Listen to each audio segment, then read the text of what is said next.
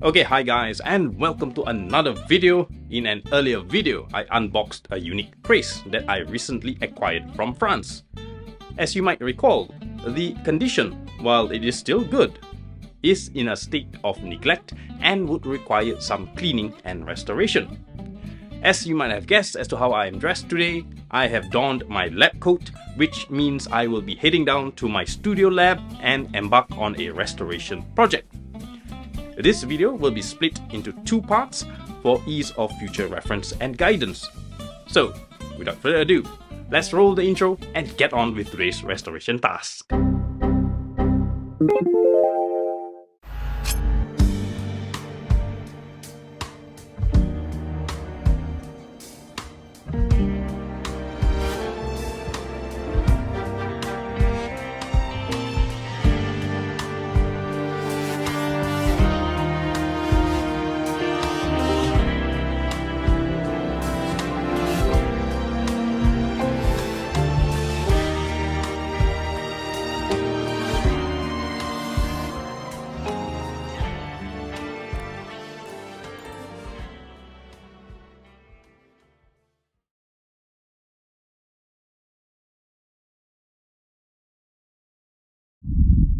Hey, if we are meeting for the first time, my name is Keris Johari, better known as Pak Jofe, the Kris Collector from Singapore, your personal guide to the exciting world of the kris and its collecting culture. If you are a fan of history, art, and mythology, embodied into these traditional daggers that we natives of the Malay world refer to as the kris, be sure to subscribe and join our community right here on the Kris Collector YouTube channel. And here it is, the Sumatran Minang kris, recovered from France. Since I will be dismantling this set, might as well I recap on the major parts that makes up a kris. Here we have the hilt or the hulu, the hilt cup or pendoko, the sheath or the sampir or the pakaian or the fittings, and last but not least, the blade or the bilah. All these components makes up a complete set of the kris.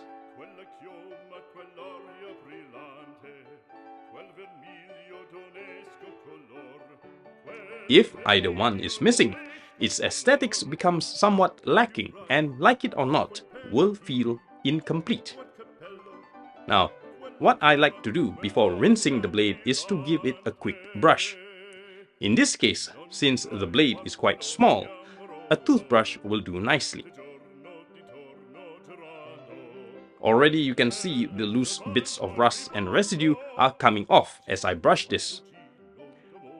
Now, it would be a good practice to have a long sleeve lab coat and a face mask so that you will not breathe in any particles that may end up floating in the air.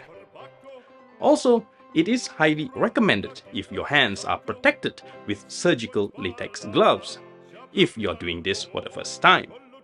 For me, it has become part of muscle memory with regards to the safe handling of blades. Hence, I prefer to have my hands free of gloves.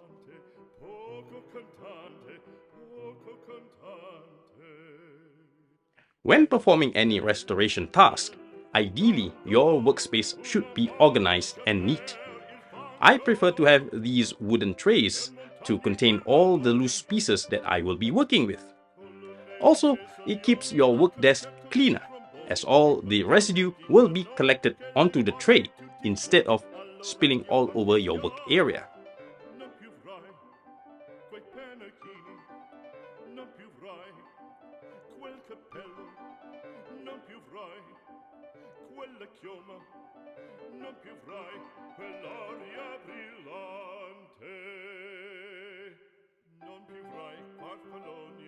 The hilt will have a separate restoration process, so for now, wiping it down with a clean cloth will do. What can be done if there is minimal damage from wear and tear is to refinish the hilt with some wood oil and shellac. Now personally, I will stop at wood oil as I prefer the natural look of an unshellacked wood. This little pendoko here is quite exquisite, although it appears to be made out of tembaga, which is an alloy mix of copper and brass. look at the intricacy and workmanship. Observe how the inner bit can be rotated.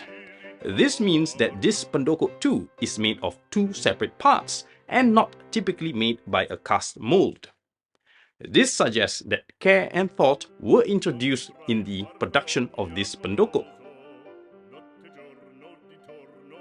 Observe how finely crafted its exterior decoration is.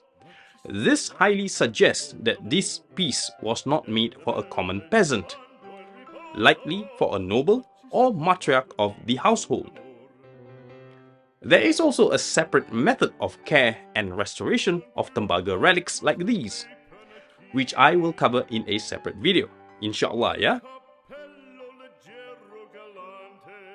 Quella chioma, quell'orio brillante, quel vermiglio d'onesco color, quel vermiglio d'onesco color. Non più avrai quei pennacchini, quel cappello, quella chioma, quell'orio brillante. Non più trai farfalloni amoroso, notte e giorno di torno girando, delle belle turbando a riposo, ma ci sei tuo d'amor. Delle belle turbando a riposo, ma ci sei tuo d'amor. Fra guerrieri può far bacco, grande stacchi stretto sacco. The sheath is still presentable despite some damage here. The damage appears to have been caused by pressure from another object, perhaps pressing onto the tube part here. The batang serunai is usually made from softer wood to protect the blade edge from getting blunted. Hence, this is most often the part that will find wear and tear. The sepatu or the end cap shoe is unique. It would seem to me that there is a piece that was once present to cover the end tip. Somehow it is now missing, and this also appears to have used the old pusaka style of fixing multiple layers of end cap pieces. Very, very unique and rarely seen anymore these days.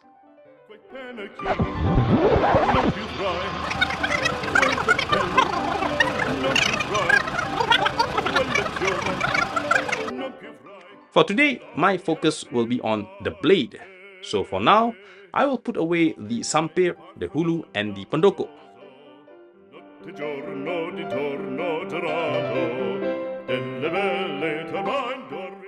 A handheld vacuum is always handy to have around to clear up loose particles from your work area.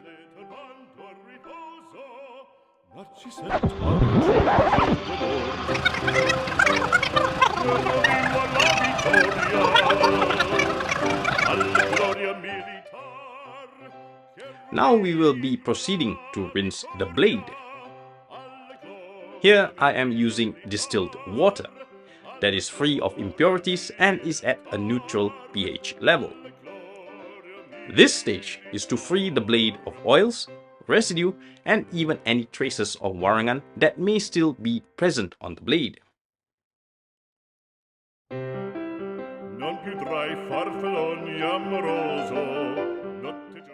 Now, here I prefer to use a mix of paste detergent mixed with a bit of lime juice for this stage.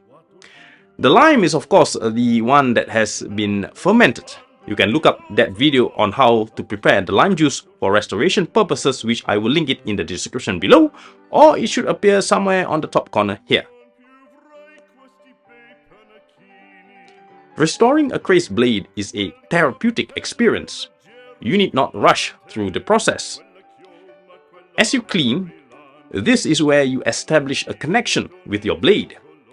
It is an opportunity to feel every detail present on the blade.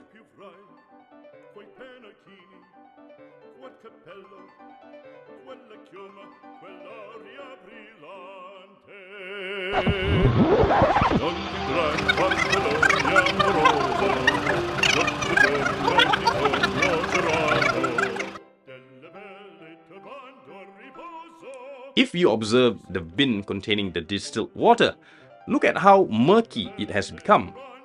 This is indicative of how long ago this blade was cleaned. By my estimate, definitely more than a decade.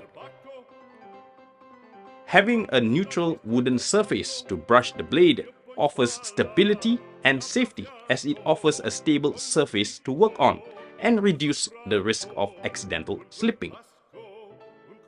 Now, I have said it time and time again, and once again I will repeat my message here.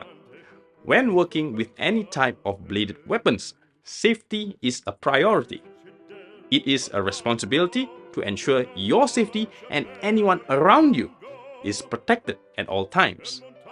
A weapon is still a weapon, and if due care is not observed, serious harm and injury is to be expected. Now, if a kris is regularly maintained and oiled, you need not go through the entirety of this cleaning process on an annual basis. Most of the pieces I have in my collection for more than 20 years, almost all of them were only cleaned once and subsequently oiled regularly to protect it from rust. Rarely do I have to go through this level of cleaning on an annual basis if preventive maintenance and care has been regularly done.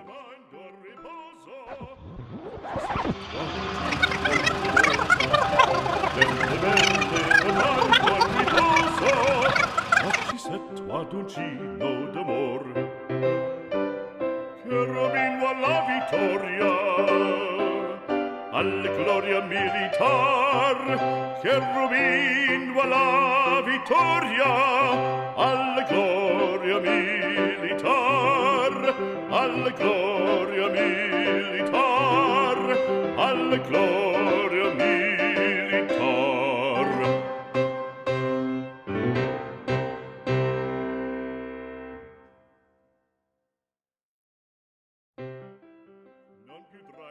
Look at how murky the water in the bin. This should suffice for now. We will now move on to the next stage, and that is to remove all the visible rust from the blade by leaving it to soak in a container of rancid coconut juice.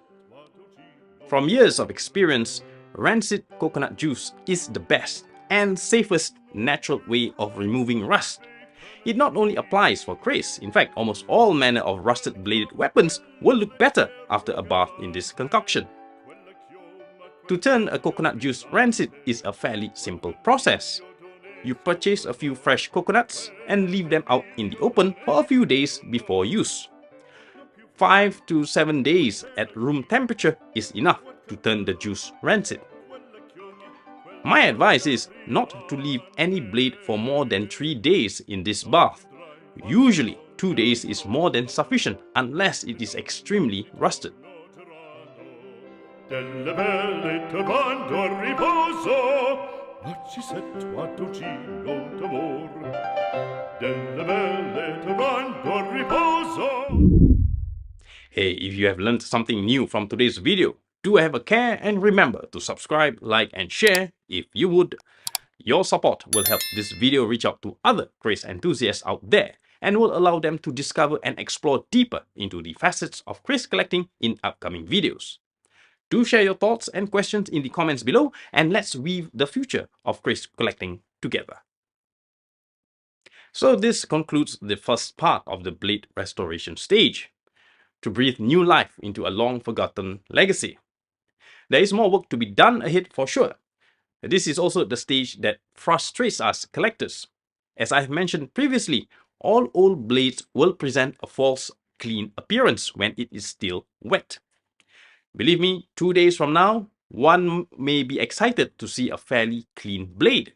But beware, when it is wet, it looks very clean. But leave it out to dry and the real horror reveals itself. The nasty micro rust appears in the form of reddish stains throughout the entire surface of the blade, making it appear worse off than before you started the restoration process. You can watch a video of an example of how rust stains can affect a kris blade after a soak in coconut juice or lime juice even, right here. Until my next video, stay curious, start exploring, and keep the legacy of the kris alive.